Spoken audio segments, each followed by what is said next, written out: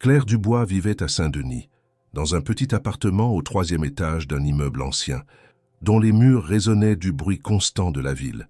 À 32 ans, elle avait appris à survivre entre les silences forcés de la maternité et les cris muets de ses rêves suspendus. Depuis qu'Héloïse, sa fille de 6 ans, était née, Claire n'avait jamais cessé de chercher un équilibre entre protection et ambition. Mais les derniers mois avaient été impitoyables.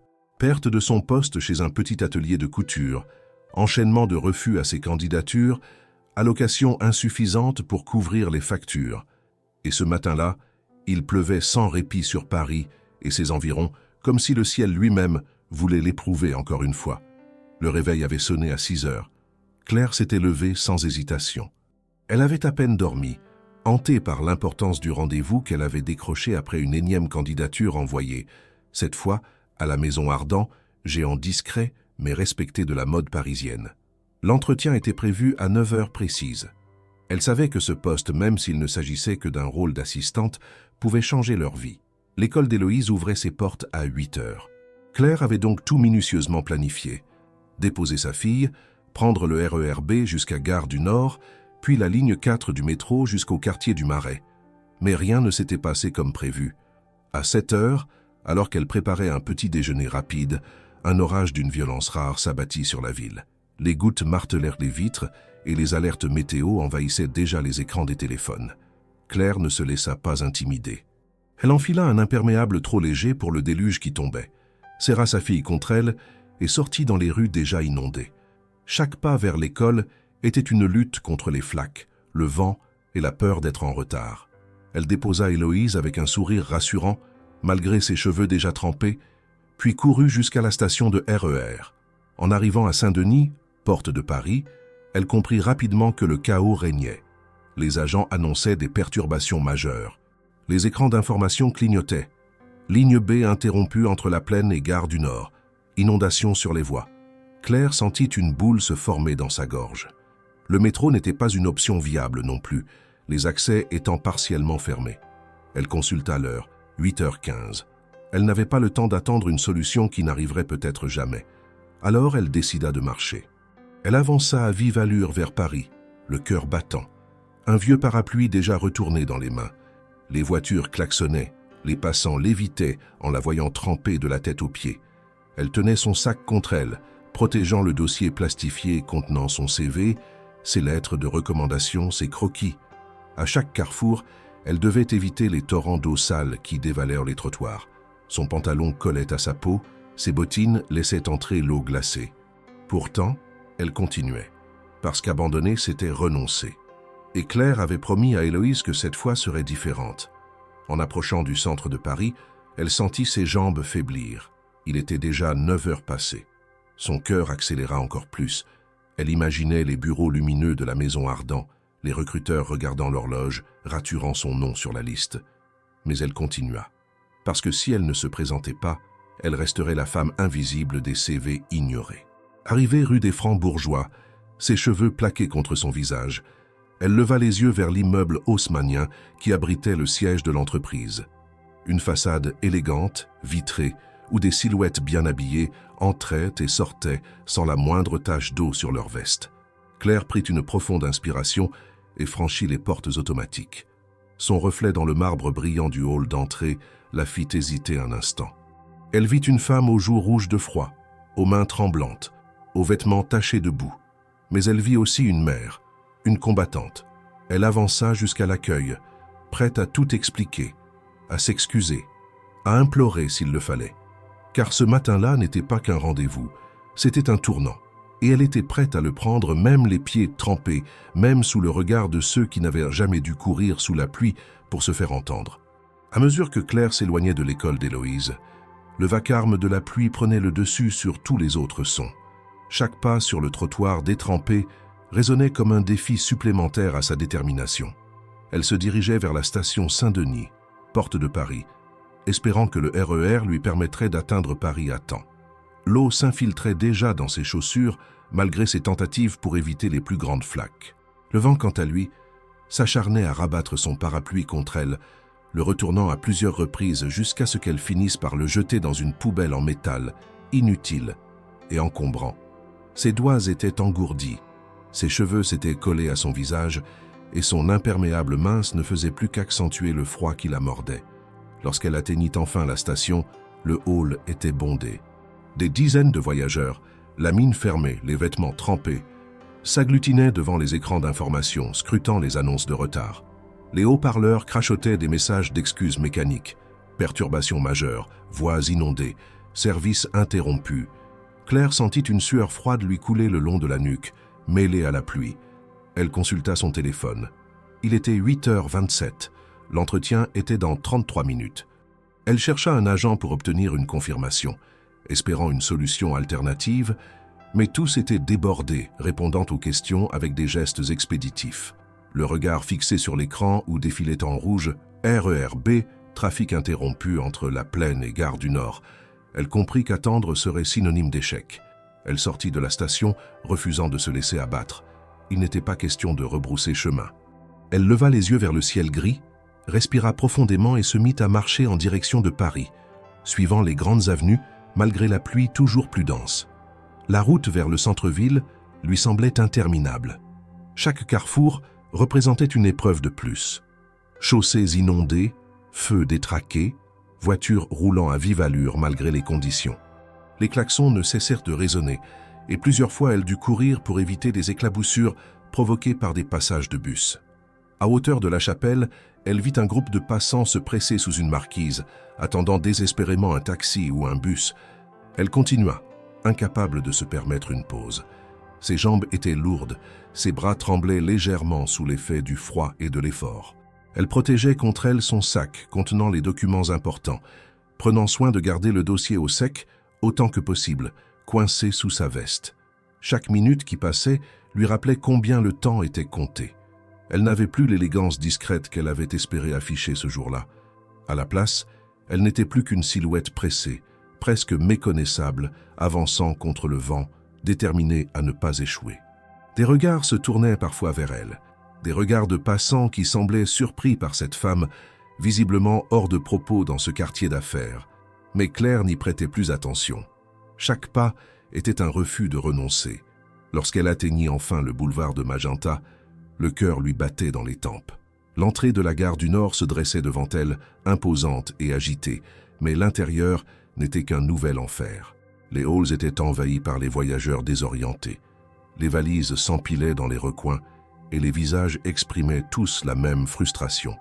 Claire se fraya un chemin parmi la foule, cherchant un itinéraire pour continuer son trajet. Mais les lignes du métro aussi affichèrent des alertes. La ligne 4 fonctionnait en service réduit, les rames se faisaient rares et les quais débordèrent de monde. Un panneau lumineux indiquait un temps d'attente de 22 minutes. Trop tard. Elle regarda sa montre, 8h47. Elle comprit alors que la seule option qui lui restait était de continuer à pied. Elle remonta la rue du Faubourg Saint-Denis, longea les immeubles aux volets clos, passa devant des cafés encore vides où l'odeur du café chaud semblait cruellement moqueuse. Des employés pressés sortaient de chez eux sous des parapluies géants.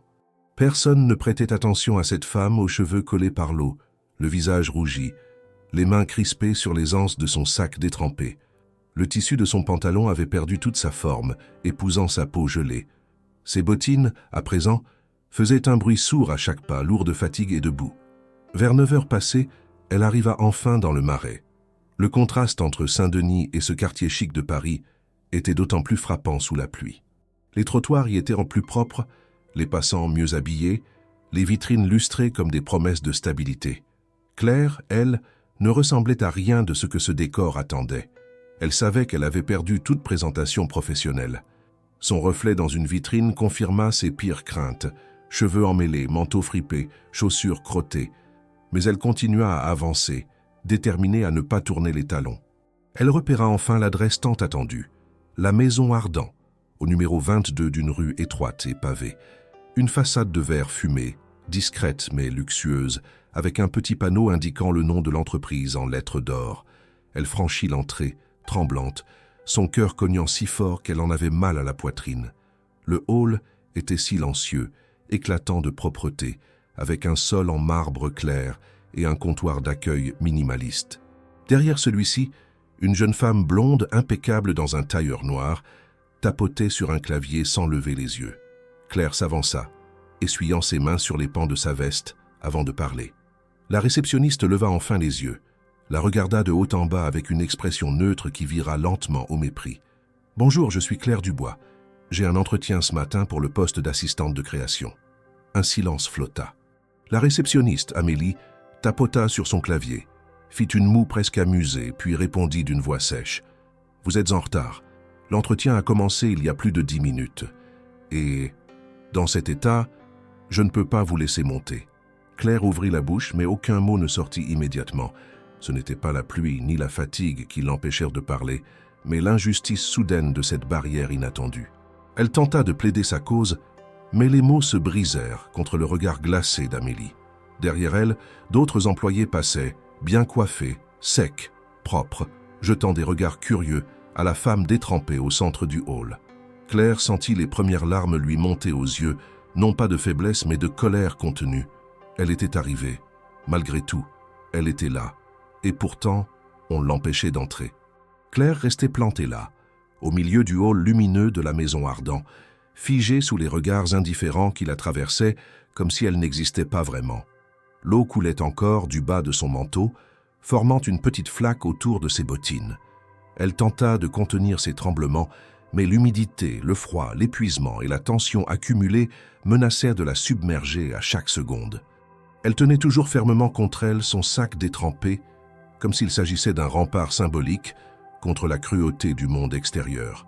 Elle savait que l'entretien avait commencé, mais ce qu'elle n'avait pas prévu, c'était d'être arrêtée par une barrière d'indifférence aussi brutale, personnifiée par cette femme au comptoir, coiffée d'un chignon parfait qui semblait la regarder comme un animal échappé d'un autre monde. « Mademoiselle, je suis désolée, mais dans cet état, vous ne pouvez pas monter. » « Ce n'est pas approprié, dit la réceptionniste, d'un ton qui tranchait net toute tentative de discussion. J'ai marché depuis Saint-Denis, à pied. Tous les transports étaient arrêtés, tenta Claire, sa voix tremblante d'émotion, presque implorante. Je comprends, répondit Amélie sans changer de ton. Mais le règlement est clair. Aucun candidat ne peut monter sans être annoncé et validé. Et dans votre cas, elle la dévisagea une seconde fois, vous comprenez bien que ce n'est pas possible. Vous auriez dû anticiper. Ce dernier mot, anticiper, s'enfonça dans la poitrine de Claire comme une lame. Elle aurait dû anticiper une tempête, des lignes coupées, un chaos urbain généralisé. Elle, une mère célibataire qui avait dû porter sa fille à l'école sous un déluge, qui avait traversé la ville à pied, seule, trempée jusqu'aux os, simplement pour saisir une chance. Elle avait tout donné pour arriver ici. Et maintenant, on lui reprochait de ne pas avoir prévu l'imprévisible, comme si la précarité offrait ce luxe. « Je ne demande pas grand-chose, » dit-elle d'une voix plus ferme, tentant de ne pas craquer. « Je demande juste qu'on prévienne la personne qui conduit l'entretien, qu'on lui dise que je suis arrivé, qu'on lui laisse le choix de me recevoir ou non. Ce n'est pas ainsi que ça fonctionne ici, » coupa Amélie. « Vous êtes en retard, vous êtes visiblement inapproprié pour un entretien de ce niveau. Je vous conseille de repasser quand vous serez mieux préparé. » Cette dernière phrase acheva de vider l'énergie de Claire. Elle recula d'un pas, refusant pourtant de tourner le dos. Les larmes montaient, oui, mais elle les refoulait. Il n'était pas question de pleurer ici, pas devant cette femme qui n'avait aucune idée de ce que coûtait ce moment. Elle ferma les yeux une seconde, inspira profondément, tentant de retrouver une contenance malgré les regards qui continuaient de se poser furtivement sur elle. Certains employés passaient sans un mot. D'autres ralentissaient à peine, manifestement gênés par sa présence mais trop pressés ou trop lâches pour intervenir. L'atmosphère du hall, si lisse et si contrôlée, devenait de plus en plus oppressante. Le silence n'était jamais complet. Il y avait toujours le cliquetis des talons, les portes automatiques qui s'ouvraient, le froissement d'un manteau bien taillé, mais personne ne lui adressait la parole. Claire resserra les doigts sur son sac, comme si cela pouvait la protéger de l'humiliation. Une part d'elle voulait hurler, exiger qu'on la traite avec dignité, qu'on reconnaisse au moins l'effort surhumain qu'elle avait fourni. Mais une autre part, plus forte encore, lui murmurait de ne pas donner ce spectacle-là à ceux qui ne verraient en elle qu'une femme de plus, venue troubler la routine feutrée de leur monde immaculé. Elle se tourna vers la réceptionniste une dernière fois. « Je ne suis peut-être pas venue dans les conditions idéales, mais je suis venue. Et je mérite au moins qu'on prévienne la personne concernée. Vous n'êtes pas celle qui devrait décider si je suis digne ou non de passer cet entretien. » Un silence s'installa. Amélie pinça légèrement les lèvres, haussa un sourcil mais ne répondit pas immédiatement. Derrière le comptoir, ses doigts s'arrêtèrent un instant sur le clavier. Claire, elle, restait droite, défiant par sa seule posture le jugement qui pesait sur elle. Elle n'avait plus rien à perdre. C'était ce moment ou rien, et même si tout semblait contre elle, elle refusait de partir sans se battre jusqu'au bout. Mais Amélie, fidèle à l'image de l'entreprise qu'elle représentait, ne bougea pas. Elle baissa les yeux sur son écran, feignant de ne pas avoir entendu. Claire comprit alors qu'elle venait de heurter une muraille invisible, faite de protocoles, de hiérarchie, d'apparence et surtout d'arrogance. Elle fit un pas en arrière, puis un autre. Elle ne partirait pas encore, mais elle ne savait plus quoi faire. Elle resta là, immobile au centre du hall, regardant les ascenseurs s'ouvrir et se fermer mécaniquement, comme s'ils incarnaient une porte vers un monde auquel elle n'avait pas accès. Et c'est précisément à cet instant qu'un détail subtil changea tout. À l'arrière du hall, une porte s'entr'ouvrit sans bruit. Personne ne sembla y prêter attention, sauf Claire. Elle sentit un regard peser sur elle. Lentement, elle tourna la tête et vit un homme en costume sombre, debout dans l'encadrement discret d'un bureau vitré. Il l'observait avec intensité, sans hostilité, mais avec une curiosité glacée. Il était grand, les cheveux bruns soigneusement coiffés, une montre fine au poignet gauche et un regard qui ne vacillait pas. Il ne dit rien. Il ne fit aucun geste. Il regardait simplement, comme s'il avait assisté à toute la scène depuis plusieurs minutes. Claire soutint ce regard sans le fuir. Elle ignorait qui il était, mais elle sentit qu'il n'était pas n'importe qui. L'assurance de sa posture, la manière dont les gens le contournaient sans le déranger, tout indiquait qu'il appartenait à l'élite silencieuse de ce lieu. Amélie, elle aussi, remarqua sa présence. Son expression changea légèrement, passant de la suffisance au doute discret. Le silence s'épaissit.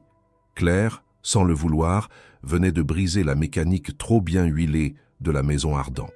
Le hall de la maison Ardent restait calme en apparence, mais une tension subtile y flottait désormais. La présence du mystérieux homme dans l'encadrement de la porte ouverte n'était pas passée inaperçue. Les employés, tout en feignant de poursuivre leurs activités, jetaient des coups d'œil furtifs dans sa direction.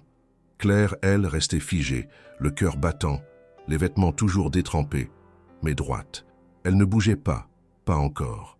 Le silence entre elle et la réceptionniste, tendu quelques instants plus tôt, avait laissé place à une suspension incertaine.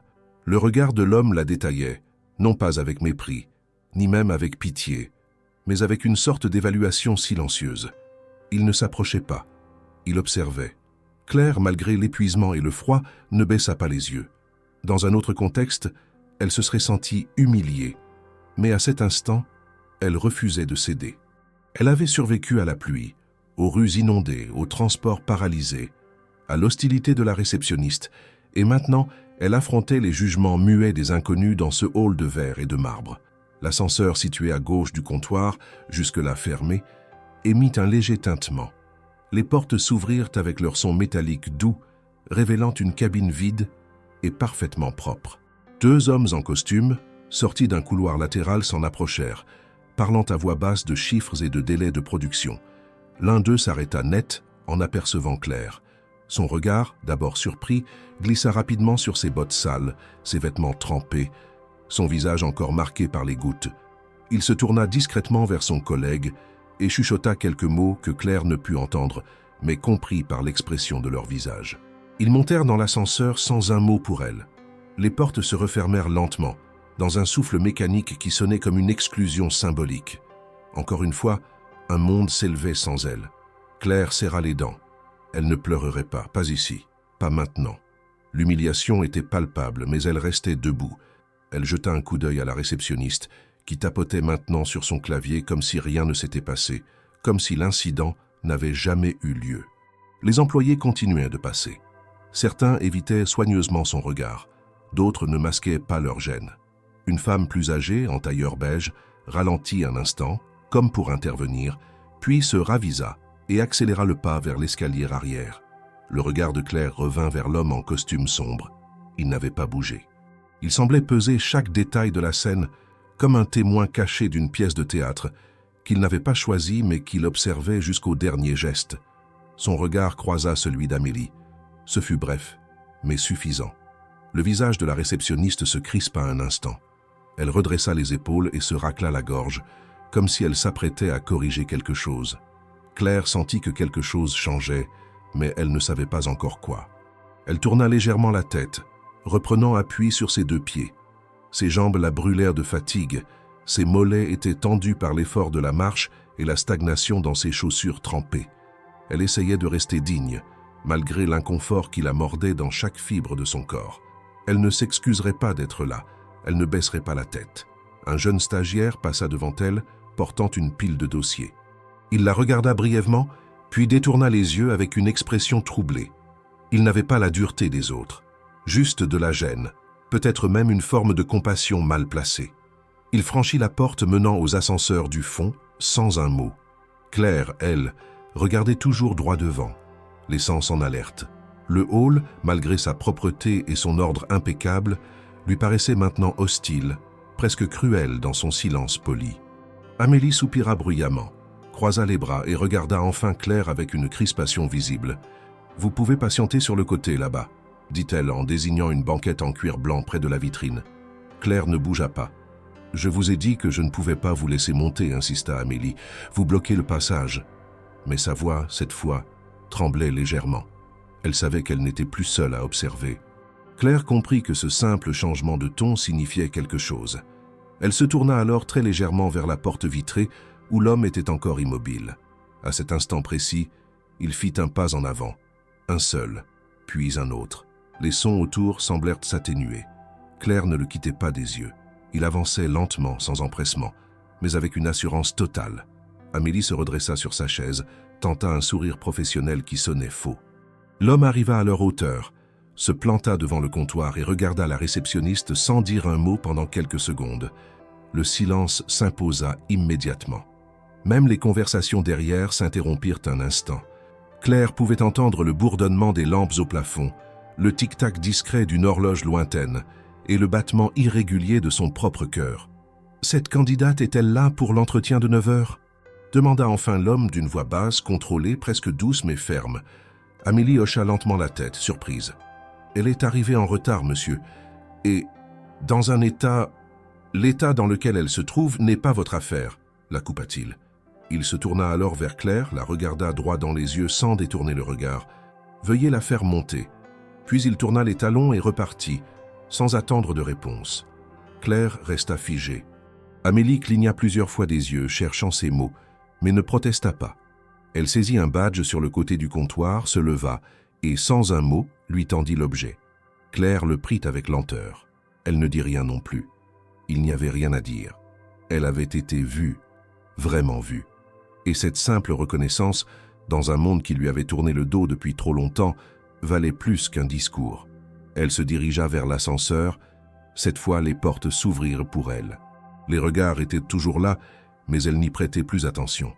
Elle entra dans la cabine, appuya sur le bouton du dernier étage et sentit pour la première fois depuis des heures qu'elle avançait enfin.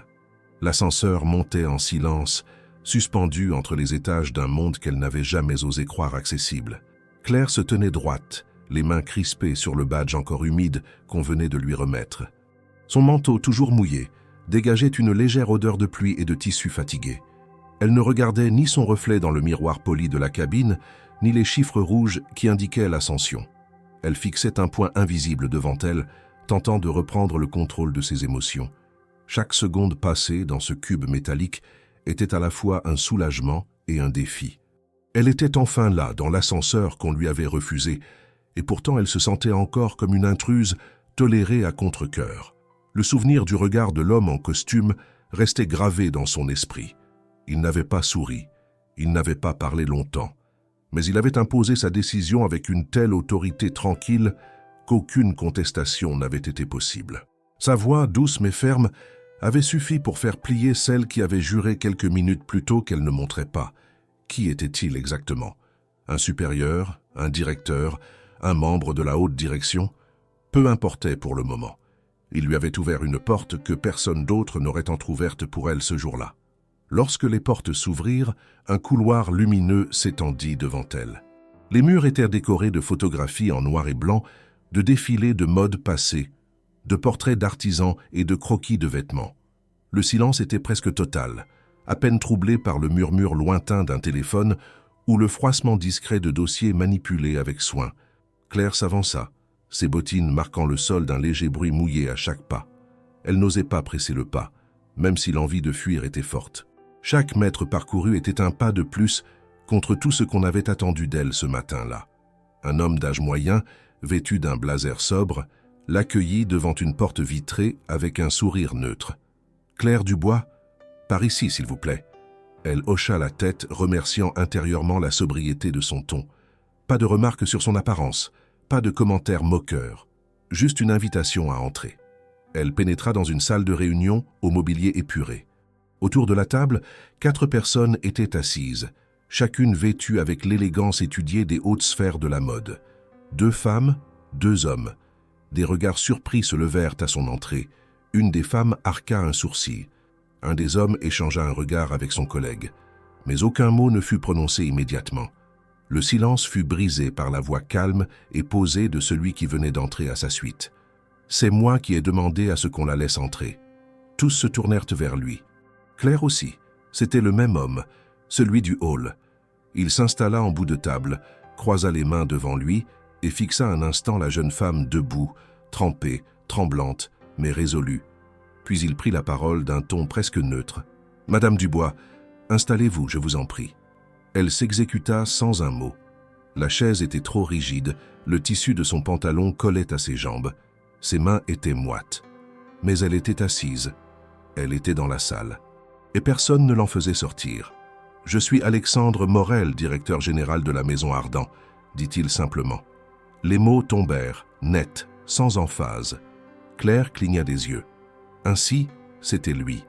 Le jeune prodige dont les magazines parlaient avec fascination. Le stratège discret qui avait relevé la maison de couture après une décennie d'oubli. Elle avait entendu son nom, bien sûr, mais jamais elle n'aurait imaginé qu'il interviendrait pour elle. Et surtout pas de cette manière. Nous allons reprendre cette entrevue. Mais avant toute chose, j'aimerais que vous nous racontiez votre parcours. Pas ce qu'il y a sur votre CV. Ce que vous vivez, ce que vous traversez, qui vous êtes. Personne ne semblait s'attendre à cette demande. L'une des femmes ouvrit la bouche, prête à formuler une objection, mais se ravisa en croisant le regard d'Alexandre. Claire, elle, resta un instant silencieuse. Elle ne s'était pas préparée à parler d'elle ainsi. Elle avait répété des réponses standards, des phrases bien formulées, des descriptions concises de ses précédentes expériences, mais rien de tout cela ne semblait convenir ici. Alors elle inspira lentement et se lança. « J'ai 32 ans. Je vis à Saint-Denis avec ma fille, Héloïse. Elle a 6 ans. Je suis seule avec elle depuis qu'elle a 3 mois. J'ai travaillé pendant près de 5 ans dans un petit atelier de couture indépendant. Je faisais un peu de tout, retouche, montage, gestion des commandes. Mais il a fermé l'année dernière. Depuis, je cherche un emploi. Je vis avec peu. Chaque mois est une lutte. » Elle marqua une pause. Aucun visage autour de la table n'avait changé d'expression de manière visible. Mais quelque chose dans l'atmosphère avait évolué. Plus de moquerie, plus de gêne, juste une attention suspendue. Ce matin, j'ai laissé ma fille à l'école, comme d'habitude. Mais la tempête avait tout bloqué. Plus de RER, plus de métro. J'ai décidé de marcher, depuis Saint-Denis, à pied. Je savais que j'allais être en retard, mais j'ai continué. Parce que cet entretien, c'était ma seule vraie chance depuis des mois. Sa voix ne tremblait plus. Elle était posée, presque détachée, mais pas froide. Elle parlait comme on raconte une vérité qu'on a trop longtemps gardée pour soi. Elle les regardait un à un, sans fuir leurs regards. Elle n'attendait pas la pitié, juste d'être entendue. Je sais que je ne ressemble pas aujourd'hui à ce qu'on attend d'une candidate, mais je connais ce métier. J'aime ce métier. Je ne suis pas ici pour quémander un emploi. Je suis ici parce que je sais que j'ai ma place dans cet univers, même si personne ne me l'a encore reconnu. Un silence lourd suivit. Puis Alexandre hocha lentement la tête. Il ne sourit pas, il ne complimenta pas. Il se contenta d'un léger mouvement de main vers les autres membres du comité. Très bien, passons à la suite. Et c'est ainsi que, contre toute attente, l'entretien commença vraiment. Lorsque Claire réalisa que l'entretien n'avait véritablement commencé, elle sentit un mélange étrange d'adrénaline et de lucidité la traverser. L'humidité de ses vêtements, L'inconfort de son apparence et le tumulte émotionnel qui l'avait accompagné depuis son départ de Saint-Denis semblaient désormais lointains. Ce qui comptait à présent, c'était cette table, ces regards concentrés posés sur elle et cette improbable opportunité de parler, de se raconter. Non comme une simple candidate, mais comme une femme qui avait arraché sa place ici à la force de sa détermination. L'un des directeurs, un homme en costume gris clair au visage étroit, reprit la parole après un court silence. Il avait devant lui une fiche plastifiée où figurait probablement une version propre et concise de son parcours professionnel. Il la regarda par-dessus ses lunettes d'un air mesuré. « Vous parliez tout à l'heure d'un atelier de couture indépendant. Pouvez-vous nous en dire plus sur les responsabilités que vous y exerciez ?» Claire acquiesça doucement. « Bien sûr. C'était une petite structure à Montreuil, dirigée par une ancienne modéliste. Nous étions 3. Je m'occupais des retouches, mais aussi de l'accueil client, de la prise de mesure, parfois même de la gestion des fournisseurs. Il fallait être polyvalent. J'ai appris à monter une pièce du début à la fin, à gérer des imprévus de dernière minute, à répondre à des demandes personnalisées. L'ambiance était artisanale, mais le niveau d'exigence était élevé. On travaillait pour des petites marques qui voulaient du travail soigné, rapide et à moindre coût. C'était formateur mais précaire. Une des femmes, brune aux chignons tirés et au regard perçant, croisa les bras. « Avez-vous déjà travaillé dans un cadre plus structuré ? Avec des processus établis, des délais imposés par la direction artistique ?» Claire secoua la tête avec honnêteté. « Pas directement. Mais j'ai toujours dû respecter des délais serrés. Et même si je n'ai pas évolué dans un grand groupe, j'ai été confronté à la pression constante de satisfaire les clients et de livrer en temps voulu.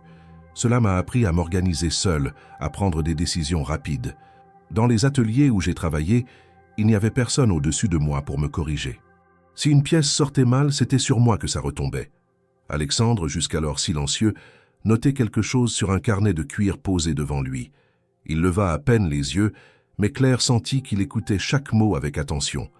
Une tension diffuse parcourait la pièce. Elle poursuivit sans qu'on ne l'y invite. Après la fermeture de l'atelier, j'ai tenté de me lancer en indépendante. J'ai proposé mes services à des particuliers, j'ai retouché des robes de soirée, des vêtements de mariée. J'ai même aidé une styliste locale à monter une mini-collection capsule pour une vente éphémère dans le 20e arrondissement. Ce n'était pas grand-chose, mais j'ai travaillé sur l'entièreté des pièces. Croquis, choix des matières, patronage, montage. Le directeur au costume gris intervint à nouveau. « Vous avez mentionné une styliste locale. Quel était exactement votre rôle dans ce projet ? J'étais censé l'assister, mais elle m'a laissé beaucoup de liberté. Elle dessinait les grandes lignes et je proposais des ajustements, des solutions techniques. J'ai aussi suggéré des finitions qui ont été intégrées à la collection finale. C'est à ce moment-là que j'ai compris que je pouvais aussi créer, pas seulement exécuter. » La femme au chignon prit des notes rapidement, puis releva la tête. « Et votre fille ? Comment arrivez-vous à concilier la charge d'un enfant et des exigences professionnelles fortes ? Ici, nous fonctionnons parfois sur des horaires très denses, avec des périodes de surcharge, notamment avant les lancements de collections. » Claire ne détourna pas le regard. C'était une question qu'elle attendait. Une question qui, elle le savait, serait posée d'une manière ou d'une autre. Je suis seule avec elle, oui, mais j'ai une organisation rigoureuse. Ma voisine m'aide quand j'ai besoin d'horaires étendus. Ma mère, bien qu'âgée, peut la garder le week-end. Et surtout, ma fille sait que mon travail est important. Je lui en parle. Elle comprend. Elle est jeune, mais elle sait que, pour nous en sortir, il faut que je sois présente là où je peux faire la différence. Je ne demande pas de traitement particulier. Je suis simplement prête à donner tout ce que j'ai, comme je l'ai toujours fait. Un autre silence, plus épais encore, s'installa dans la salle. Les regards avaient changé. Il n'y avait plus de distance, plus de froideur technique. Les questions, posées initialement comme des tests, semblaient désormais être des ponts. Claire, sans le vouloir, avait déplacé le centre de gravité de l'entretien. Ce n'était plus un simple échange de compétences. C'était une exposition honnête de ce qu'une femme invisible pour le système pouvait offrir, si on lui en donnait l'espace. Alexandre referma son carnet et prit enfin la parole d'un ton posé. « Ce que vous décrivez, Madame Dubois, ce sont des expériences concrètes, vécues sur le terrain. Vous avez une connaissance réelle du vêtement, de sa fabrication, de ses contraintes. Cela a une valeur. Mais ici, à la Maison Ardent, nous créons aussi à partir d'une vision, d'un récit. Avez-vous déjà songé à ce que vous pourriez apporter en matière de propositions créatives? Claire ne répondit pas immédiatement. Elle réfléchit. Puis, doucement, elle répondit. Je pense que ce que je peux apporter, c'est une perspective différente. Une mode qui n'exclut pas. Une mode qui s'adapte à celles qui ne peuvent pas se permettre de la regarder de loin. Je crois qu'on peut créer du beau, du fort, du moderne, même pour celles qui n'ont jamais mis les pieds dans une boutique de luxe. Je n'ai peut-être pas étudié dans les grandes écoles, mais j'ai vu des femmes pleurer pour une robe bien ajustée. J'ai vu ce que ça change dans le regard qu'elles portent sur elles-mêmes. Alexandre hocha lentement la tête, et pour la première fois depuis le début de l'entretien, un léger changement se dessina sur son visage. Ce n'était pas un sourire, plutôt une reconnaissance silencieuse. Claire ne savait pas encore si ces mots avaient été suffisants, mais elle savait qu'elle n'en aurait pas dit plus. Elle avait tout donné, sans phare, sans artifice, juste la vérité. La pièce baignait dans une lumière calme, diffuse, qui contrastait avec la tension silencieuse suspendue dans l'air. Les membres du comité restaient concentrés, les dossiers devant eux entr'ouverts, mais presque oubliés, comme si le fil de l'entretien s'était imposé au-delà de tout protocole. Claire, malgré l'humidité qui collait encore à ses vêtements, ne semblait plus dérangée par son état. Sa voix s'était stabilisée.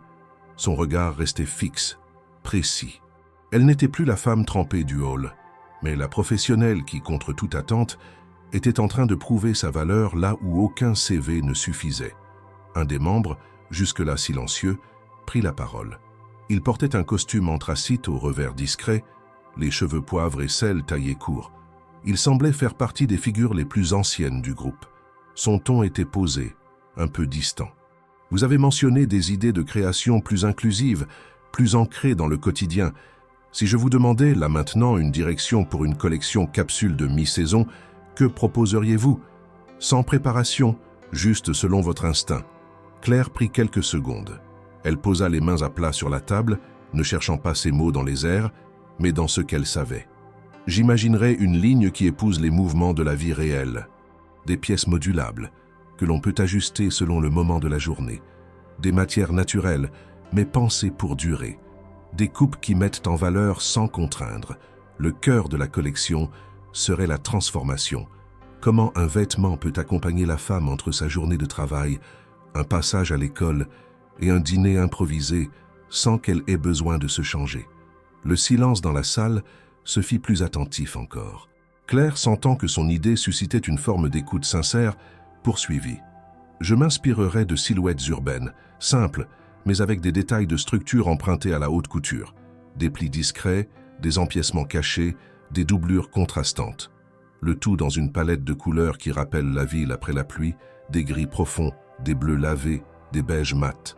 Pas de motifs criards. Juste une harmonie que l'on remarque après quelques secondes, pas immédiatement. Quelque chose d'intime mais affirmé. Le directeur au costume gris hocha légèrement la tête, visiblement surpris par la clarté de la réponse. La femme au chignon, elle, écrivait rapidement sur un bloc, ses sourcils froncés concentrés. Alexandre Morel, toujours au bout de la table, restait silencieux. Mais son regard, intense, ne quittait pas Claire une seconde.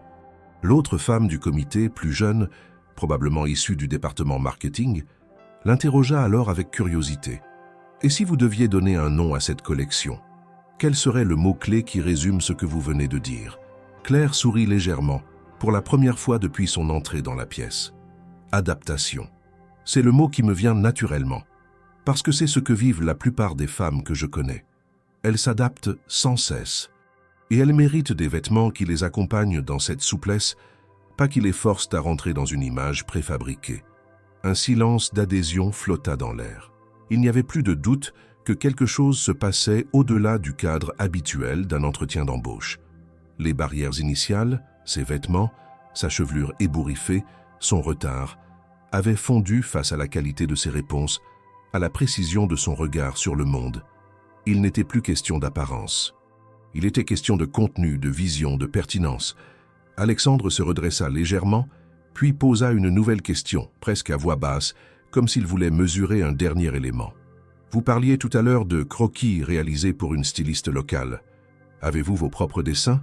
Des choses que vous avez conçues de vous-même?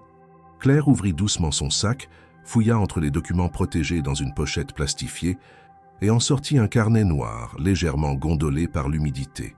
Elle l'ouvrit devant elle, le feuilletant pour en extraire quelques pages qu'elle tendit à Alexandre. Les feuilles étaient remplies de silhouettes tracées à la main, des esquisses précises accompagnées de notes, d'échantillons de tissus scotchés, d'annotations sur les volumes, les tombées, les combinaisons de couleurs. Alexandre prit le carnet sans un mot, le feuilleta lentement. Les autres membres du comité s'étaient approchés sans se lever, suivant du regard chaque page tournée. L'un d'eux, surpris, souffla presque à voix basse. « Ce n'est pas un travail d'amateur. » Claire resta silencieuse. Ce n'était pas une posture, c'était simplement sa manière d'exister, travailler en silence, espérer sans bruit, et maintenant, enfin, laisser ses réalisations parler pour elle. Le carnet circula. Les commentaires étaient tracés mais explicites. On entendit solide, élégant, cohérent, et même audacieux. Personne ne parlait de perfection, mais tous semblaient reconnaître que ce qu'ils voyaient avait été conçu avec soin, avec une sensibilité claire. Claire observait les réactions avec une distance prudente. Elle ne se laissait pas emporter. Elle savait trop bien que l'espoir pouvait être une chute libre. Lorsqu'Alexandre referma le carnet, il le posa doucement sur la table. « Vous avez une capacité à transformer votre réalité en proposition esthétique. Ce n'est pas courant, et c'est exactement ce que nous cherchons à Maison Ardent. Du vrai, du vécu, une perspective capable d'élargir notre langage visuel. » Les mots étaient sobres, mais le ton avait changé. Ce n'était plus un commentaire d'évaluateur, c'était une forme de reconnaissance. Claire sentit une chaleur étrange monter en elle. Pas de la fierté, pas encore, mais un relâchement presque imperceptible de ses muscles, tendus depuis des heures. Elle baissa légèrement les yeux, rassemblant ses documents, prête à ce que la séance touche à sa fin. « Avez-vous des questions pour nous ?» demanda alors le directeur au costume gris. Claire leva les yeux. « Une seule ?» dit-elle calmement. « Combien de temps faudra-t-il pour que je sache si j'ai une chance de faire partie de cette équipe ?» La franchise de sa question arracha un léger sourire à deux membres du comité. Alexandre, lui, se contenta de répondre avec un sérieux mesuré. « Vous recevrez une réponse officielle dans les jours à venir. Mais quoi qu'il arrive, sachez que vous avez marqué cette salle par votre sincérité. Et ici, c'est rare. » Claire hocha la tête, se leva doucement, replaça les feuilles dans son sac, remercia chacun par un regard direct. Elle sortit sans se retourner, les pieds encore humides, mais la tête plus haute que jamais. Elle ne savait pas ce qui allait suivre, mais pour la première fois depuis longtemps, elle avait eu l'espace d'être pleinement entendue. Claire descendit de l'ascenseur avec la même discrétion qu'à son arrivée, mais quelque chose avait changé dans sa posture. Son pas, bien qu'encore ralenti par l'humidité persistante de ses vêtements, était plus stable, plus affirmé.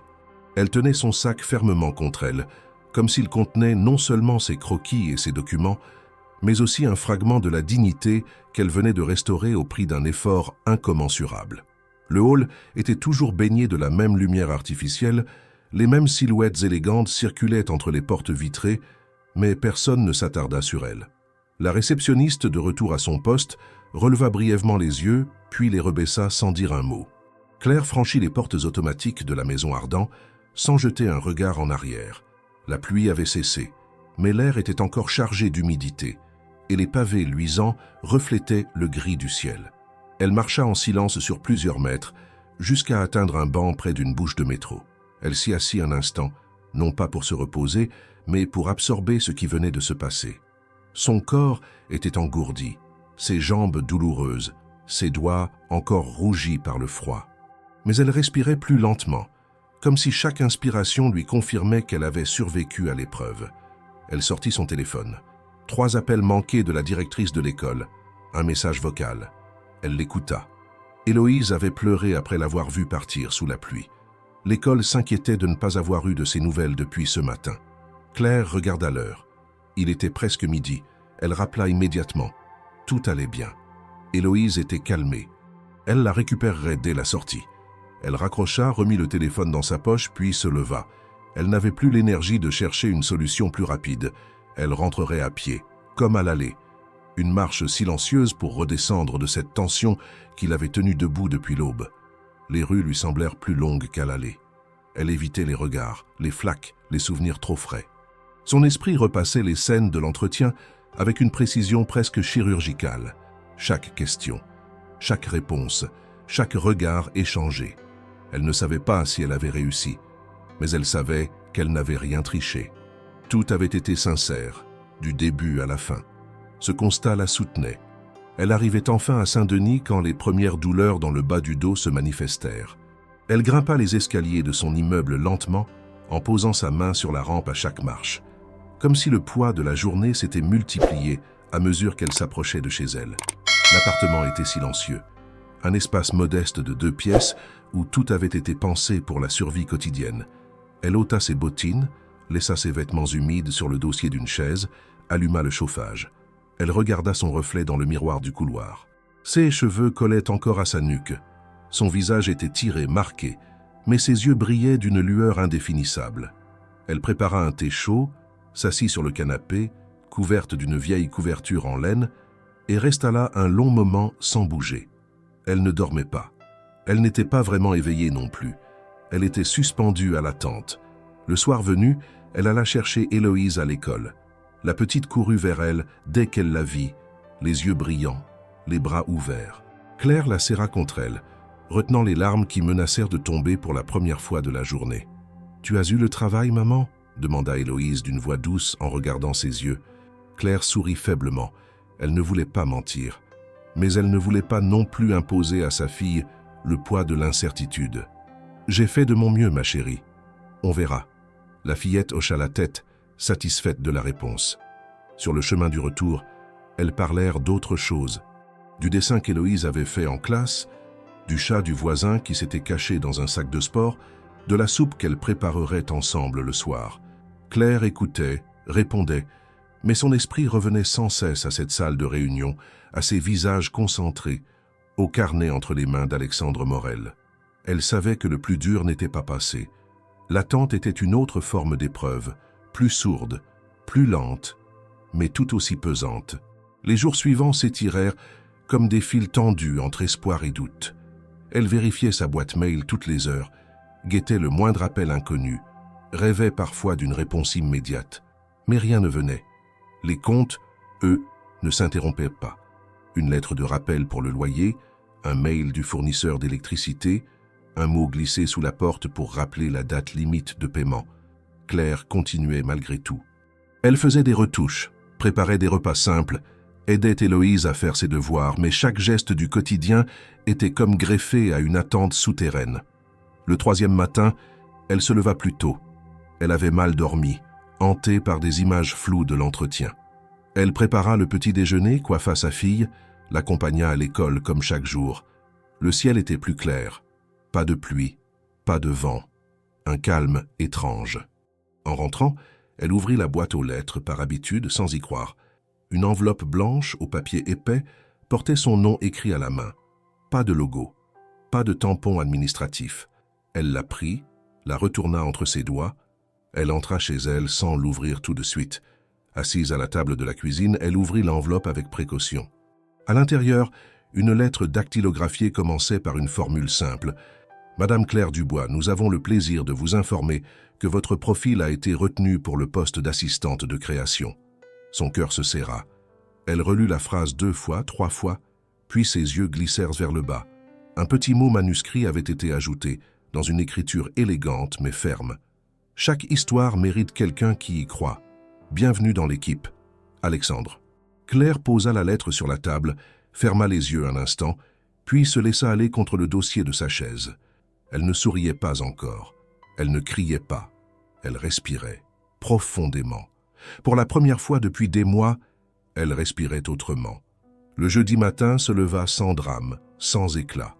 Le ciel, d'un gris pâle mais sans menace, couvrait Saint-Denis d'une lumière douce, presque apaisée.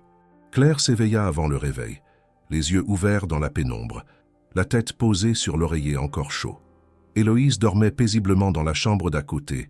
Son souffle léger rythmait le silence. Pour la première fois depuis des semaines, Claire n'éprouvait ni peur ni urgence immédiate en ouvrant les yeux.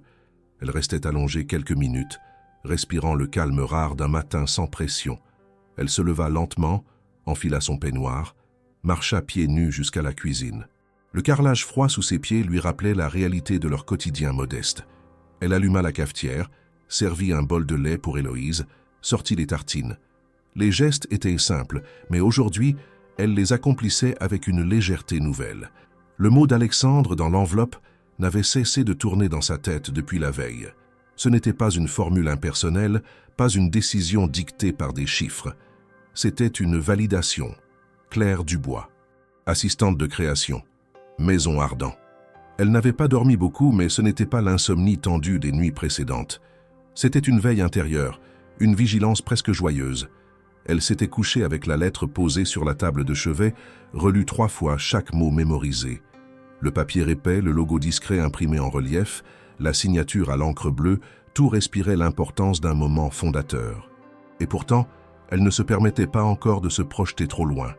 L'annonce était officielle, oui, mais elle savait que la suite exigerait encore plus d'elle. Elle réveilla Héloïse avec un baiser sur le front. La fillette s'étira, ouvrit les yeux et la regarda d'un air encore endormi. « Tu as l'air contente, maman. » Claire sourit. Cette fois, elle pouvait répondre sans détour. « J'ai eu le travail, ma chérie. » Héloïse se redressa d'un bond, les yeux brillants. « Vraiment? Tu vas faire les robes jolies. » Claire éclata d'un rire doux. « Oui, je vais faire les robes jolies. Et peut-être qu'un jour tu en porteras une. » Elles prirent le petit déjeuner ensemble, puis sortirent dans la rue encore humide des pluies de la veille. Claire accompagna sa fille jusqu'à l'école, la main dans la sienne. Chaque pas semblait plus stable, plus ancré. Elle remarquait les détails du paysage qu'elle avait si souvent traversé en pilote automatique. Les balcons fleuris, les visages croisés, les devantures fermées. Elle n'était plus en fuite, ni en attente. Elle entrait enfin dans une nouvelle phase. Après avoir laissé Héloïse, elle rentra chez elle et pour la première fois depuis longtemps, elle ouvrit son ordinateur avec l'envie de le faire. Elle chercha les horaires des transports, les plans du quartier du Marais, relut l'offre d'embauche pour vérifier les dates de début, les conditions. Le contrat stipulait une prise de poste le lundi suivant. 4 jours.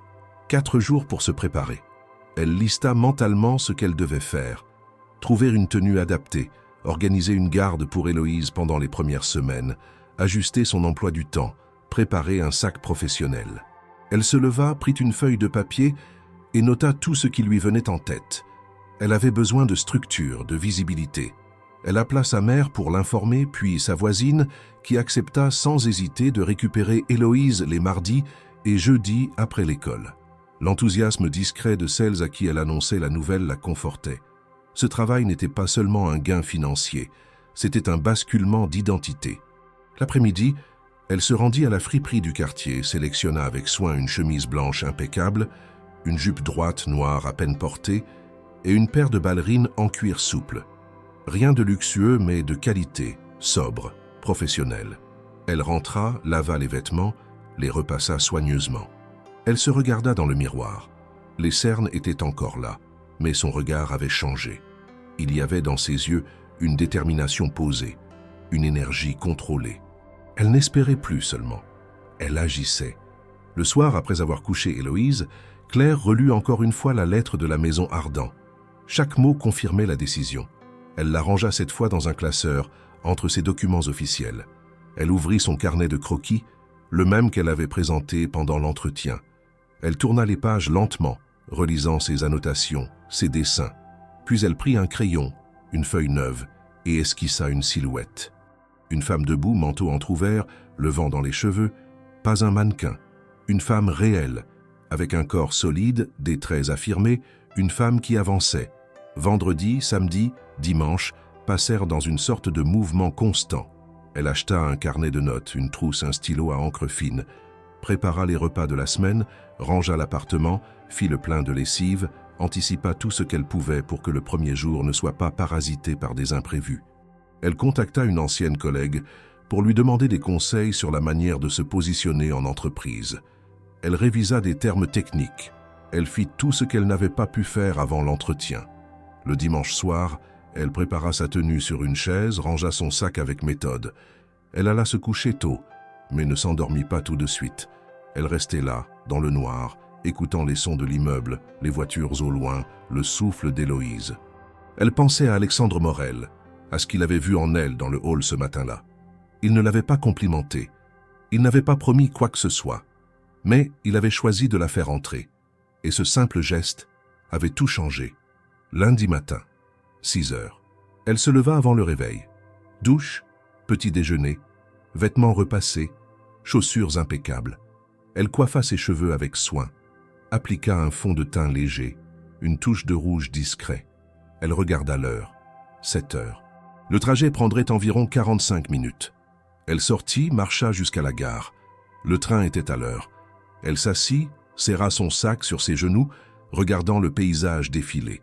Ce jour-là, elle n'était pas une mère qui courait après un emploi. Elle était une femme qui avait été choisie. Quand elle arriva dans le quartier du Marais, les rues étaient encore calmes, les vitrines étincelantes, les terrasses vides. Elle poussa la porte de la maison Ardan à 8h50. Une autre réceptionniste qu'elle n'avait jamais vue lui sourit. « Bonjour, vous êtes Claire Dubois ?»« Oui. »« Parfait. Le bureau de création est au 4e. On vous attendait. » Elle monta. Cette fois, sans crainte. Elle entra dans les bureaux baignés de lumière. Les murs couverts de planches d'inspiration, d'échantillons de tissus, de silhouettes épinglées. Une équipe la salua avec un mélange de curiosité et de respect discret. Au fond de la pièce, Alexandre Morel leva brièvement les yeux de ses documents. Il ne dit rien, mais il la regarda comme on observe un pari qui commence à porter ses fruits. Claire s'installa à son nouveau poste, prit une grande inspiration et se mit au travail. Le 4e étage de la maison Ardan se distinguait des autres étages par son atmosphère à la fois calme et électrique. Ici, tout semblait à la fois en place et en mouvement. Les murs n'étaient pas décorés de tableaux figés, mais tapissés de moodboards, de croquis au crayon, d'échantillons de tissus suspendus à des pinces métalliques.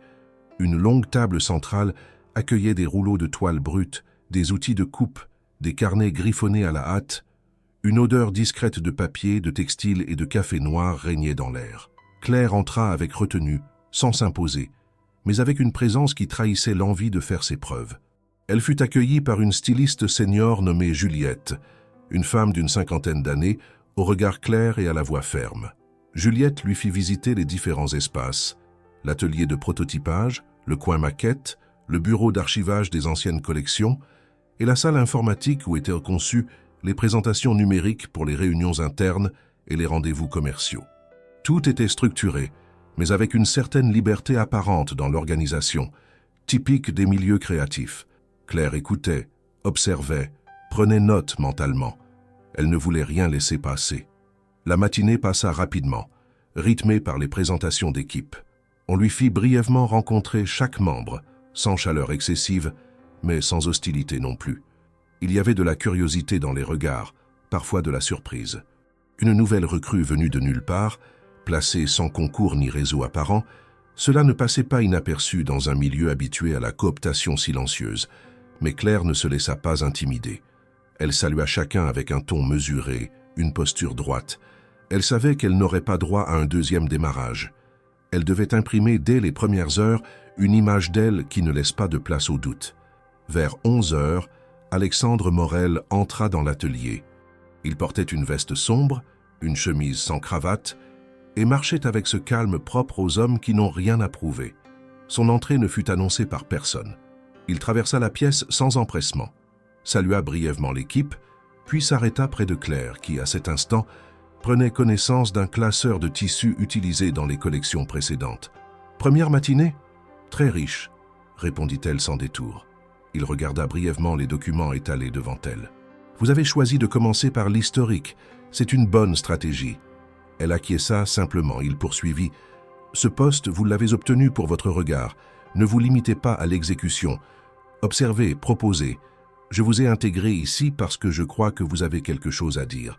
Je veux que cela se voie dans ce que vous allez produire. » Claire sentit une pression immédiate, mais aussi une forme de reconnaissance rare.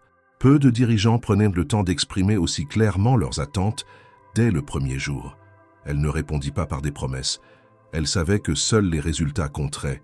Elle se contenta d'un hochement de tête affirmé. Alexandre s'éloigna aussi discrètement qu'il était venu, laissant derrière lui une vague de commentaires silencieux. Certains employés l'avaient observé avec une forme d'appréhension, d'autres avec admiration. Claire comprit que sa présence dans cette équipe serait scrutée à travers cette proximité inhabituelle. Il lui faudrait avancer avec précaution, sans jamais donner l'impression d'être un passe-droit. L'après-midi fut plus dense. Juliette lui confia une mission concrète: participer à la sélection de tissus pour une ligne d'accessoires en cours de développement. Claire s'installa à un poste de travail, analysa les échantillons proposés, consulta les catalogues fournisseurs, prit des notes détaillées. Elle ne donna pas immédiatement son avis. Elle observait la manière dont les décisions se prenaient, le rythme des validations, les dynamiques silencieuses entre les membres. Elle notait les priorités implicites, les goûts dominants, les références partagées. À 16 heures, une réunion d'équipe fut organisée dans la grande salle vitrée qui donnait sur une cour intérieure. Le responsable du développement produit présenta les ajustements de la collection actuelle. Claire assista sans intervenir, mais son attention ne faiblit pas une seconde. À un moment, un désaccord surgit entre deux stylistes sur le choix d'un tissu technique jugé trop rigide pour le manteau phare de la ligne. Claire, sans chercher à interrompre, leva la main. Un silence s'installa. Juliette lui fit un signe d'encouragement. Claire prit la parole avec calme. « J'ai utilisé ce tissu sur une commande personnalisée l'année dernière. C'est vrai qu'il a un tombé difficile, mais si on l'associe à une doublure fluide, on peut compenser la rigidité sans perdre la tenue. Et il existe une version légèrement adoucie dans le dernier catalogue de Mazzini Textiles. » Quelques regards se croisèrent autour de la table. Le responsable hocha la tête. « Bonne remarque. On va tester cette option. » Claire ne triompha pas. Elle nota simplement la réponse. Elle savait que c'était un premier pas. Juste un. Mais c'était un pas entendu. À la sortie de la réunion, deux collègues vinrent la voir pour lui demander des précisions sur le fournisseur qu'elle avait mentionné. Elle répondit avec précision, évitant toute exagération. Elle n'était pas là pour impressionner. Elle était là pour contribuer. En fin de journée, alors que la lumière baissait et que les bureaux commençaient à se vider, elle resta un peu plus longtemps pour finir de classer ses notes. Elle voulait que tout soit prêt pour le lendemain. Elle rassembla ses affaires, passa rapidement aux toilettes pour se recoiffer, puis descendit les escaliers en silence. En sortant du bâtiment, elle sentit le vent frais du soir lui caresser le visage. Elle releva les yeux vers le ciel clair, la poitrine encore chargée des émotions du jour. Elle ne se faisait pas d'illusions. Ce poste ne serait pas facile. Il y aurait des tensions, des jalousies, des résistances. Mais elle avait franchi la première étape. Elle avait été écoutée. Et ce soir-là, alors qu'elle rentrait à Saint-Denis, les pieds un peu fatigués, mais l'esprit vif, elle se sentit pour la première fois à la hauteur de l'endroit où elle venait de poser les pieds. Le vendredi après-midi à la Maison Ardent s'annonçait sous une lumière particulière. L'air était chargé d'une agitation discrète, de regards croisés hors des réunions officielles, de chuchotements au détour des ateliers. Depuis les premiers pas de Claire Dubois dans l'équipe, la dynamique avait changé, même si elle ne percevait pas encore toutes les implications. Ce jour-là, elle en découvrirait plus qu'elle ne l'avait anticipé. Tout commença après le déjeuner. Claire, toujours présente un peu avant l'heure de la fermeture de l'atelier, s'était attardée au poste de travail qui lui avait été attribué. Elle vérifiait ses notes, rangeait ses échantillons, classait les documents du dossier d'accessoires que l'équipe avait commencé à traiter. Le soir tombait doucement, les autres collègues filtraient vers les ascenseurs. Elle leva les yeux vers un couloir latéral vitré qui menait au bureau de direction. Sur le sol, un document avait glissé, tout seul, peut-être poussé par un léger courant d'air. Elle hésita, mais son instinct professionnel prit le dessus. Elle se pencha, ramassa la feuille et reconnut un en-tête discret, mais officiel de la direction. Le titre y était partiellement visible. « Projet Expansion Europe Orientale, collection hiver ». Son cœur fit un bond. Elle savait qu'elle n'aurait pas dû avoir accès à ce document. Mais la feuille lui glissa entre les doigts avant qu'elle ne puisse la reposer correctement, attirant l'attention d'une collègue qui sortait du bureau. « Claire, vous restez tard. Vous voulez un café ?» demanda-t-elle, un peu surprise. « Non, merci », répondit Claire sans détourner le document. Elle le glissa dans une chemise pour le classer plus tard. La collègue repartit et Claire resta figée. Elle palpa la couverture du dossier, des plans d'implantation, des croquis géographiques d'une nouvelle ligne de magasin, une carte marquée Varsovie, Prague, Bucarest. Elle referma doucement l'onglet et inspira. Était-ce un simple brouillon ou un élément stratégique de la Maison Ardent? Il semblait que l'entreprise préparait une expansion majeure au-delà de la France. Et elle, Claire, venait d'en voir une partie par hasard. Le lendemain, elle ne parla à personne de sa découverte. Elle continua à travailler avec la même rigueur, notant ses tâches avec minutie, lisant le compte-rendu de la réunion de l'après-midi, analysant le rétro-planning. Pourtant, en elle, une question persistait. Et si ce projet concernait directement son poste? Si on l'avait engagée pour cette nouvelle orientation, plutôt que pour la simple mission d'assistante de création qu'elle pensait occuper? Elle essaya de ne pas spéculer. Elle ne voulait pas se laisser emporter par des conjectures inutiles. Mais l'idée ne la quittait pas. Un questionnement intensif s'imposa. Elle relut ses notes du jour, observa les membres de l'équipe lors de la pause café, tenta de capter des indices, des regards furtifs vers le bureau de direction. Elle remarqua que certains documents, habituellement déposés dans les archives internes, passaient désormais sous les yeux d'un petit groupe clos. Elle comprit que le projet avait un caractère confidentiel. Secret semblait un mot faible pour ce qu'elle pressentait. Il s'agissait d'un choix stratégique pour la marque. Et elle, bien que nouvelle, faisait partie de cet univers depuis plusieurs jours désormais. Un incubateur interne peut-être pour une collection expérimentale destinée aux marchés émergents. Elle réfléchit. Sa voix, son parcours atypique, sa perspective sur la mode inclusive, tout cela pouvait correspondre à l'orientation d'une marque qui cherchait à se réinventer. Elle repassa mentalement ses premiers échanges avec Alexandre Morel. Ses paroles limpides au premier jour, l'invitation à ne pas seulement exécuter mais proposer une vision. Elle s'aperçut que cette phrase prenait sens sous cette lumière nouvelle. Le lundi suivant, lors de la réunion d'équipe hebdomadaire, le bruit courait déjà dans les couloirs.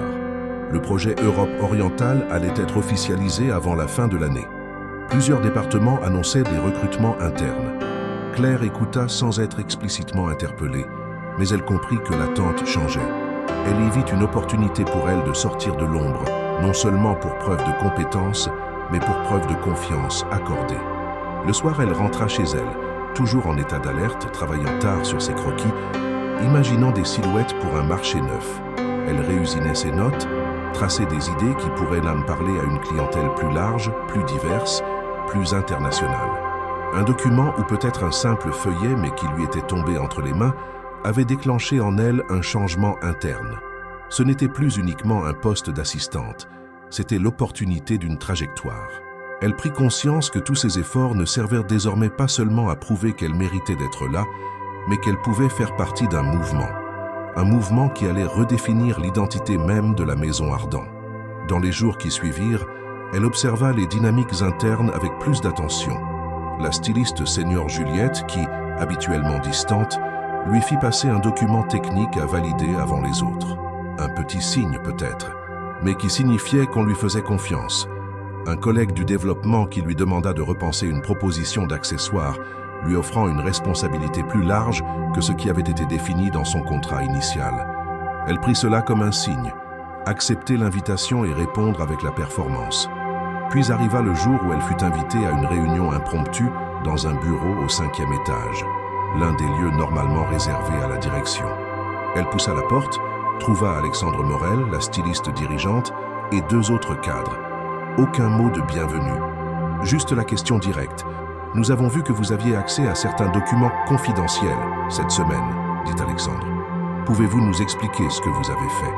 Claire fronça les sourcils, hésita un instant, puis répondit en toute honnêteté « J'ai trouvé un dossier à proximité de mon poste. Il portait l'entête de la direction. J'ai pris la liberté de l'ériger en signalement. Je ne savais pas s'il m'était destiné, mais j'estime que dans un projet où l'on attend de moi de proposer, je ne pouvais pas l'ignorer. » Un silence s'installa. Puis Alexandre hocha la tête. « Votre honnêteté et votre initiative sont précisément ce que nous recherchons. Mais pour que vous soyez pleinement dans le projet, il faudra que vous acceptiez la confidentialité et une charge de travail plus importante. Êtes-vous prête ?» Claire sentit la gravité du moment. Elle répondit sans trembler. « Oui, je suis prête. » Alexandre esquissa un léger sourire. « Bienvenue sur le projet Horizon Est. Vous êtes désormais assistante de création sur cette ligne. Le lancement aura lieu dans 9 mois et vous ferez partie de l'équipe pilote. » Le lendemain, dans son carnet, Claire inscrivit « Nouvelle trajectoire ». Elle comprit que le premier jour n'avait été qu'un seuil, que le chemin n'était pas simple, mais portait maintenant un cap, Assise à son bureau le soir venu, elle regarda la ville à travers la fenêtre. Les lumières de Paris s'allumaient, la silhouette de la tour Eiffel se profilait au loin. Elle avait vécu la pluie, la course, l'humiliation, l'incertitude. Maintenant, elle était invitée à contribuer à quelque chose de plus vaste. Et, dans le silence de son esprit, elle accepta le défi. Le jour de la grande réunion de présentation approchait, et avec lui un rythme nouveau s'était installé dans la routine déjà dense de Claire. La mission sur le projet Horizon Est, que l'on lui avait confié avec autant d'enthousiasme que de discrétion, mobilisait chaque parcelle de son temps et de son énergie. Elle arrivait chaque matin à l'atelier avant tout le monde, relisait les notes de la veille, ajustait ses croquis, repensait les associations de tissus en fonction des dernières tendances identifiées sur les marchés ciblés. Le carnet de croquis qu'elle avait initialement utilisé pendant son entretien était maintenant devenu un outil vivant, alimenté chaque jour de nouvelles esquisses, de détails techniques, de commentaires écrits à la hâte entre deux tests d'assemblage. La maison Ardent préparait un changement d'envergure, et Claire, à son propre étonnement, s'était retrouvée au cœur de cette dynamique. Le projet d'expansion vers l'Europe de l'Est était présenté comme stratégique pour la marque. Il ne s'agissait pas seulement d'ouvrir de nouveaux marchés, mais d'en proposer une lecture culturelle, esthétique, vestimentaire. La collection ne devait pas s'exporter, elle devait être conçue pour ses femmes, ses villes, ses climats, ses usages. On voulait comprendre les clientes, pas leur imposer un style venu d'ailleurs. Claire avait proposé une série de pièces inspirées de cette approche. Des manteaux à capuche intégrés pensés pour les hivers longs, des robes longues avec système d'ajustement discret pour s'adapter à différentes morphologies, des matières résistantes mais élégantes, des teintes neutres rehaussées de détails symboliques, inspirées de motifs traditionnels subtilement intégrés. Elle ne voulait pas faire du folklore, elle voulait créer de l'ancrage. Lorsque Juliette, la styliste senior, avait vu les premières esquisses finalisées, elle n'avait rien dit pendant quelques minutes. Puis, elle avait tourné le carnet vers Claire et avait simplement dit « Présente-le toi-même ». Claire avait senti son estomac se nouer. Ce n'était pas un exercice qu'elle maîtrisait. Parler devant la direction, défendre ses idées, affronter les objections, c'était un autre territoire, loin de la coupe, du dessin, de l'intuition silencieuse du textile. Mais elle n'avait pas le choix. Il fallait honorer la confiance. Et surtout, il fallait saisir l'occasion. Le matin de la présentation, Claire arriva 1 heure plus tôt que d'habitude. La salle réservée pour l'occasion était une grande pièce vitrée avec une longue table en bois clair, un écran mural, un système de projection prêt à l'emploi. Elle y déposa ses planches, ses échantillons, ses croquis imprimés en format A3. Chaque élément avait été vérifié la veille. Chaque mot qu'elle s'apprêtait à prononcer avait été répété devant son miroir, à voix haute, encore et encore, jusqu'à ce que l'hésitation cède à une forme de calme mécanique. Les premiers membres de la direction arrivèrent peu avant 9 heures. Juliette s'assit à ses côtés sans un mot, lui adressant simplement un signe de tête. Alexandre Morel entra en dernier, comme à son habitude. Il salua l'assemblée d'un geste bref et s'installa sans cérémonie à l'une des extrémités de la table. Il ne regardait pas Claire, pas encore. Le silence se fit. Elle savait que c'était à elle. Elle se leva. Sa voix trembla à peine lorsqu'elle commença. « Bonjour à toutes et tous. Je vais vous présenter aujourd'hui une série de propositions développées dans le cadre du projet Horizon Est, avec une attention particulière portée sur l'intégration culturelle, l'usage quotidien et la valorisation d'une silhouette fonctionnelle et élégante. » Elle déroula les planches une à une, expliquant ses intentions, les influences stylistiques, les choix de matière, les contraintes identifiées à partir de recherches sur les habitudes de consommation locales. Elle parlait avec clarté, sans emphase, mais avec une conviction que personne dans la pièce ne pouvait ignorer. Elle citait ses inspirations, non pas des grands noms de la mode, mais des observations concrètes, des images de rue, des besoins formulés par des femmes dont elle avait lu les témoignages dans des forums, des études sociologiques, des revues spécialisées. Elle montra un manteau conçu pour affronter les climats rigoureux sans sacrifier la ligne. Elle expliqua comment une couture diagonale pouvait permettre une meilleure liberté de mouvement tout en maintenant une esthétique structurée. Elle proposa des gammes de couleurs inspirées des paysages urbains d'Europe de l'Est, mais réinterprétées dans une logique contemporaine. Des bruns glacés, des gris bleutés, des vers désaturés. À chaque proposition, elle liait l'idée au besoin, et le besoin à une réalité observable. Pendant toute sa présentation, la salle était restée silencieuse. Pas une interruption, pas un mouvement. Lorsqu'elle termina, elle reposa les mains sur la table, regarda autour d'elle. Elle n'attendait pas d'ovation. Elle attendait un verdict. Ce fut d'abord Juliette qui prit la parole. C'est le travail le plus cohérent que j'ai vu pour une ligne d'implantation. Tu ne t'es pas contenté de dessiner. Tu as réfléchi à l'usage. Tu as compris que le style ne suffit pas. Un autre cadre hocha la tête. C'est documenté, intelligent, modeste dans la forme mais ambitieux dans le fond. Ce n'est pas une collection tape à l'œil, c'est une vision stratégique. Enfin, Alexandre parla, sa voix calme coupant le reste comme une lame. Vous venez de redéfinir ce que veut dire adaptation dans notre secteur. Je vous avais demandé d'apporter un regard. Vous avez apporté une réponse. Claire sentit sa gorge se nouer. Elle ne répondit pas tout de suite. Elle acquiesça seulement. La salle se vida peu à peu, chacun emportant des exemplaires des planches, des échantillons. Juliette lui tapota doucement l'épaule. « Tu vas devoir t'habituer à être écoutée maintenant. » Claire rangea lentement ses affaires. Elle sortit de la salle et retourna à son poste. Tout était identique, mais tout avait changé. Elle n'était plus seulement la mère célibataire trempée qui avait défié une réceptionniste hostile. Elle était désormais une voix crédible au sein d'une des maisons de mode les plus fermées de Paris. Et elle n'avait eu besoin de rien d'autre que de ce qu'elle savait faire, comprendre, créer et répondre aux besoins du monde réel. Les mois qui suivirent la présentation de Claire furent marqués par une transformation progressive, mais décisive, non seulement pour elle, mais pour la Maison Ardant dans son ensemble. La collection Horizons Est, d'abord accueillie avec prudence, avait rapidement trouvé un écho favorable auprès des équipes internes comme des premiers partenaires commerciaux sollicités en Pologne, en Roumanie et en République tchèque. Les retours sur les planches de Claire avaient dépassé les attentes. Sa proposition, sobre et fonctionnelle, touchait à une vérité souvent ignorée dans la mode parisienne, celle du quotidien vécu par les femmes à qui l'on s'adresse trop souvent sans vraiment les écouter. Au fil des semaines, sa place dans l'entreprise s'était consolidée. Juliette lui déléguait désormais des segments entiers du travail préparatoire, lui confiant le soin de coordonner les essais matières, de superviser les essais de prototypes et même de présenter les avancées lors de réunions intermédiaires avec la direction. Elle ne portait plus le titre d'assistante seulement sur le papier. Dans les faits, elle agissait comme une coordinatrice.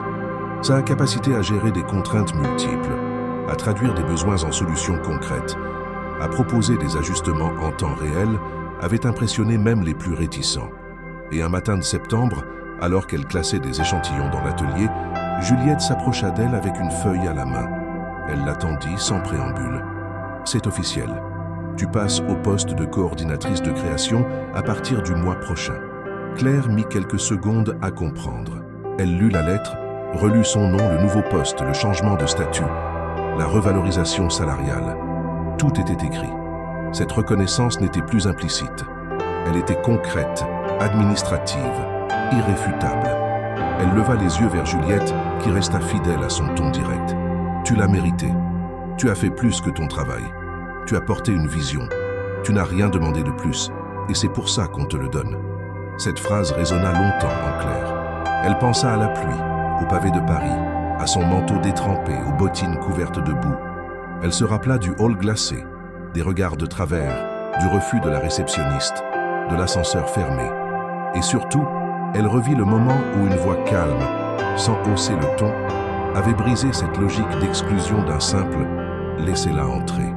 Tout était parti de là, de ce geste minuscule qui avait ouvert une brèche.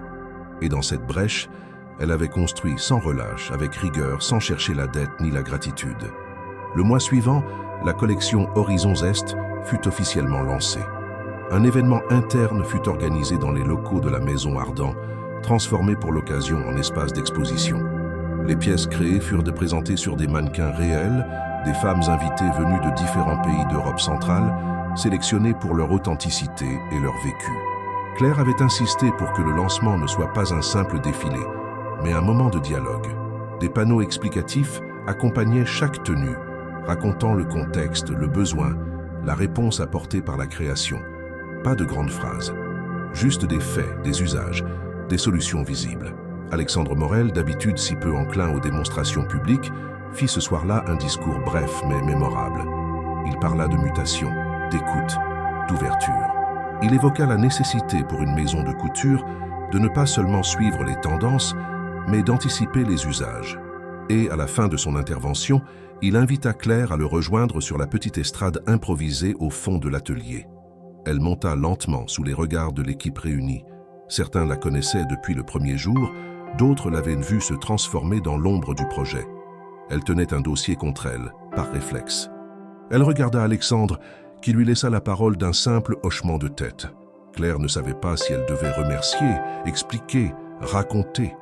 Elle ne voulait pas tomber dans l'émotion facile. Elle fixa un point précis au fond de la pièce, respira profondément puis parla.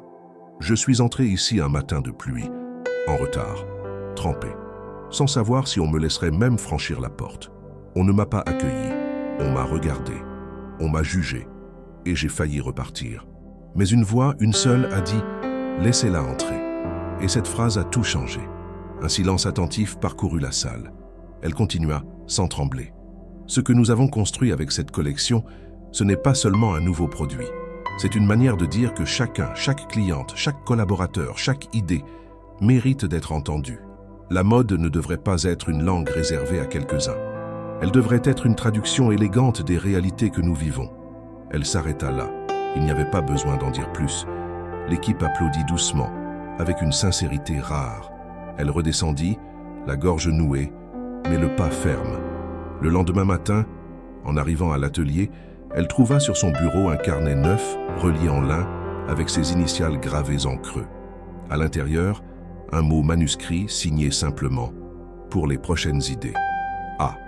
Elle le referma sans un mot, le plaça à côté de son carnet usé, celui du début, celui où tout avait commencé. Ce jour-là, Claire travailla comme tous les autres.